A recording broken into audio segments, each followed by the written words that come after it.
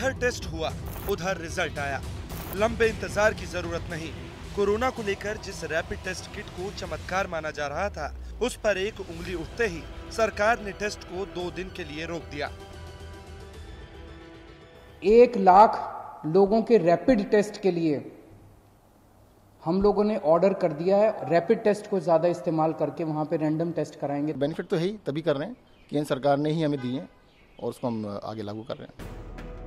दिल्ली, महाराष्ट्र, गुजरात, हर राज्य इस rapid kit के भरोसे कोरोना की जंग में आगे बढ़ रहा था।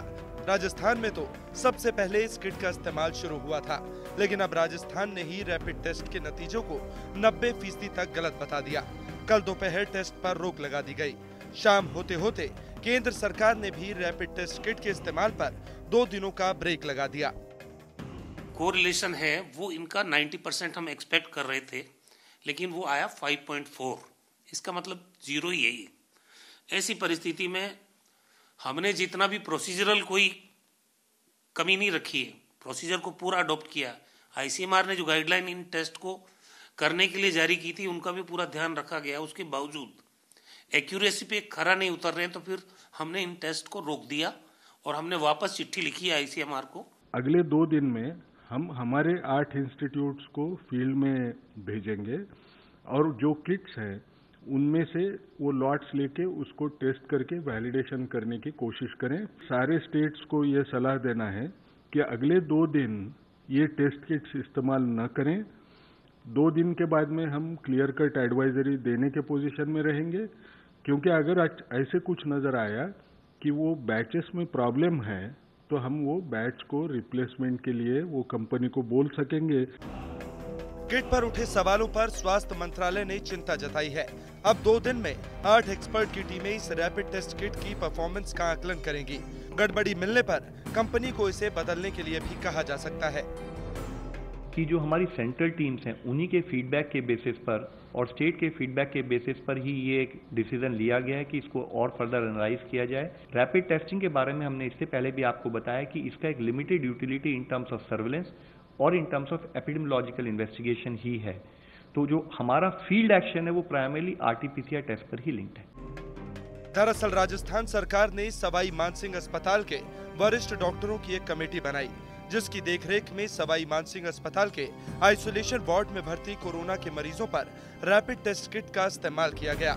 जो नतीजे आए वो चौंकाने वाले थे। पहले दिन कोरोना पॉजिटिव 100 मरीजों पर इसका टेस्ट किया गया। इसमें से सिर्फ 5 मरीज पॉजिटिव आए। दूसरे लॉट से किट निकालकर 68 मरीजों की जांच की गई, तो उनमें से 2 मरीज पॉजिटिव निकले। यानी इस किट से सिर्फ 5% रिजल्ट ही सही मिले।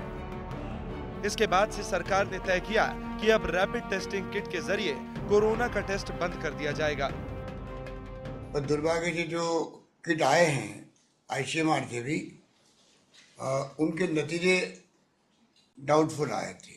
इससे बड़ा दुर्भाग्य क्या होगा कि भारत सरकार जो किट मंगा रही है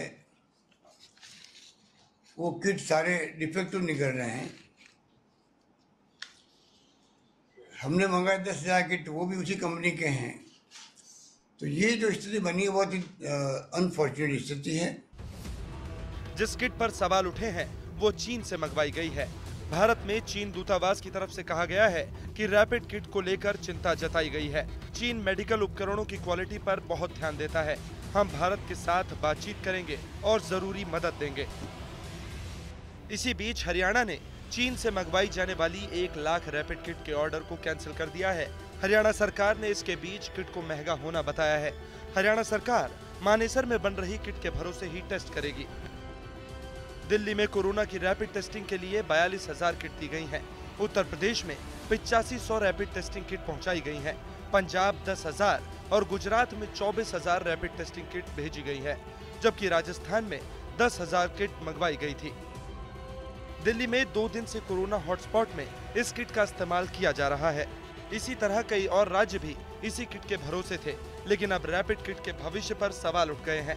आगे क्या होगा ये 2 दिन बाद साफ होगा। आज तक ब्यूरो।